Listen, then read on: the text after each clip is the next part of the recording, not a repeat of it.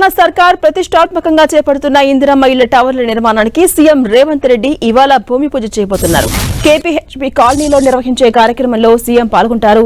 Cure పరిధిలో 16 నియోజకవర్గాల్లో 807.40 కోట్లతో ఇందిరమ్మ టవర్ల నిర్మాణం చేపట్టబోతున్నారు. కేపీహెచ్బీ 7, 9 ఫేజ్లు గోకుల్ ప్లాట్స్ మధ్యలో ఉన్న అత్యంత ప్రైమ్ లొకేషన్లో ఈ ఇందిరమ్మ ఇళ్ల టవర్స్ ను నిర్మిస్తున్నారు. ఒక్కో టవర్ కు 10.80 కోట్ల చొప్పున వెచ్చించబోతున్నారు.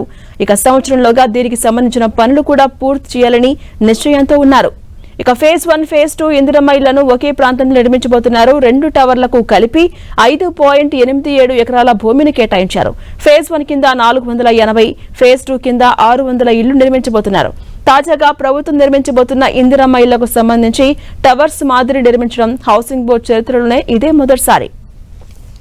ఇక ఇళ్ల కోసం జూలై 21 నుంచి ఆగస్టు 15 వరకు మీ సేవ ద్వారా దరఖాస్తులను గృహ నిర్మాణ శాఖ స్వీకరిస్తోంది.